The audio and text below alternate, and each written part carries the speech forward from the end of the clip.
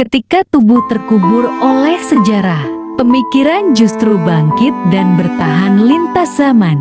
Kita hidup di zaman di mana segala sesuatu bisa ditelusuri, diverifikasi, bahkan dibantah. Tapi bagaimana jika warisan seorang tokoh justru menjadi semakin kuat seiring waktu meskipun ia dituduh sesat, dihukum mati, bahkan dikucilkan oleh para ulama? Itulah Syekh Siti Jenar.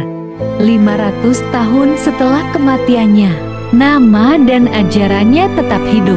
Dalam diam, dalam tulisan, dalam hati mereka yang mencari Tuhan lewat jalan batin. Abad ke-16 kurang 18. Ajaran Siti Jenar diwarisi kaum Abangan. Menurut catatan dalam Babat Tanah Jawi dan Serat Centini, ajaran Siti Jenar tidak hilang, bahkan diam-diam dihidupi oleh kelompok yang kelak dikenal sebagai kaum Abangan.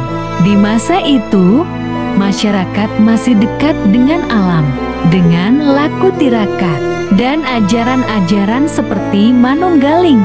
Kaula Gusti masih dilestarikan dalam bentuk tembang, wirid, dan cerita rakyat. K.H. Agus Sunyoto menulis dalam Atlas Wali Songo Hal 143, Syekh Siti Jenar tetap dianggap wali oleh masyarakat bawah.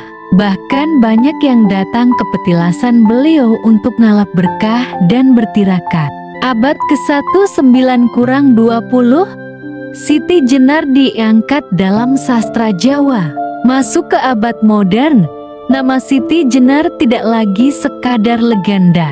Ia muncul sebagai tokoh sentral dalam karya sastra dan filsafat. Serat Cabolek menggambarkannya sebagai sufi sejati yang melampaui batas formalitas agama. Serat Centini mengisahkan tentang warisan spiritual yang dalam, meski rumit. Serat Darmogan bahkan menyentil ketegangan antara elit agama dan pencari hakikat. Sosiolog dan ahli Islam Jawa, Mark R. Woodward, menyebut dalam bukunya, tokoh seperti Siti Jenar menjadi simbol krisis antara norma formal agama dan pengalaman spiritual masyarakat Jawa. Islamic Javi, Normative Piety and Mysticism, Hal 217. Syekh Siti Jenar bukanlah penggugur syariat. Ia adalah pengingat bahwa roh agama lebih penting daripada rutinitas kosong.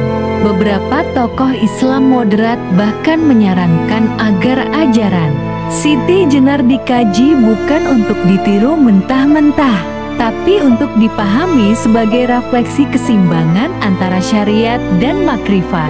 Meski tempat wafatnya masih diperdebatkan, beberapa petilasan yang diyakini sebagai makam Syekh Siti Jenar tersebar di Cirebon, Gunung Jati, Desa Lemah Abang, Kudus, Majapahit, Trowulan. Hal ini menunjukkan betapa luasnya pengaruh beliau dan betapa kuatnya memori kolektif masyarakat terhadap ajarannya. Apa yang bisa kita pelajari hari ini? Pertama, jangan cepat menghakimi seseorang sesat hanya karena berbeda pendekatan. Kedua, syariat tanpa ruh akan kering, dan tasawuf tanpa syariat bisa menyesatkan. Ketiga, keseimbangan dalam beragama harus selalu dijaga. Seperti pesan para wali songo, sahabat, Kisah Hikmah Islami 11. Inilah akhir dari serial panjang kisah Syekh Siti Jenar. Jangan lupa untuk like, komen, dan subscribe ke channel ini agar kisah-kisah inspiratif dan mendalam seperti ini terus hadir di tengah kita semua. Perbedaan adalah rahmat jika disikapi dengan ilmu dan adab.